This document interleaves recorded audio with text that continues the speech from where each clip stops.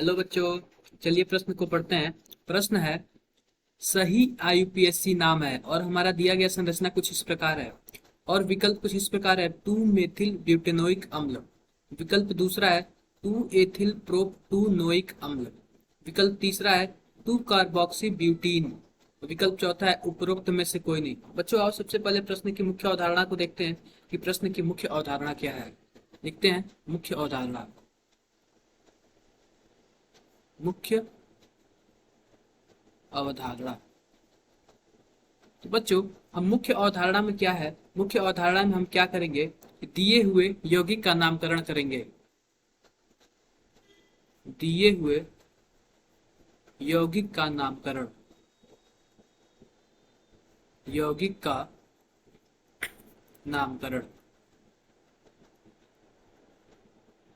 तो बच्चों आओ आओ इसका हम संरचना बनाते हैं। आओ हम इसका संरचना बनाते हैं। कुछ इस प्रकार दिया हुआ संरचना है CH3 CH2 C, और इसको हम कुछ इस प्रकार कर लेते हैं डबल बॉन्ड CH2 और इस पे कुछ इस प्रकार ये है COOH। तो हम इस प्रकार के यौगिकों का नामकरण करने के लिए सबसे पहले हम एक लंबी कार्बन श्रृंखला का चयन करते हैं। तो सबसे पहले हम एक लंबी कार्बन श्रृंखला का चयन कर लेते हैं 1 2 3 4।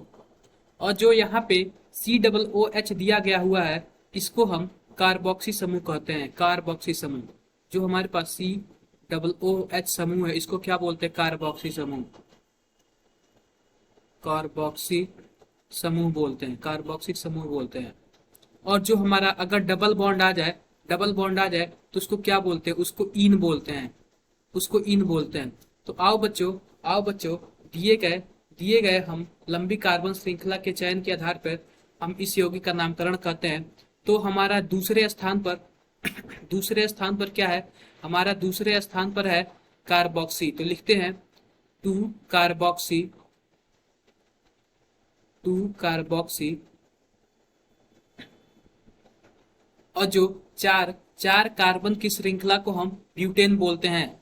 चार कार्बन श्रृंखला को हम ब्यूटेन बोलते हैं, लेकिन यहाँ पे एक डबल बॉन्ड है तो हम क्या बोलेंगे, 2 कार्बोक्सी ब्यूटीन।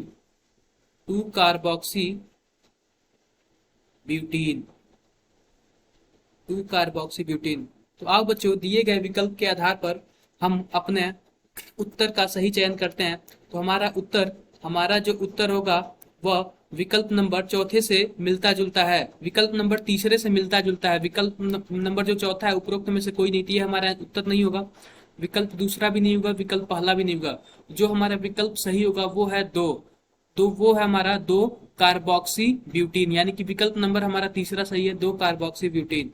तो बच्चों आशा करते हैं मुख्य अवधारणा के आधार पर आपको प्रश्न समझ आया होगा। धन्यवाद।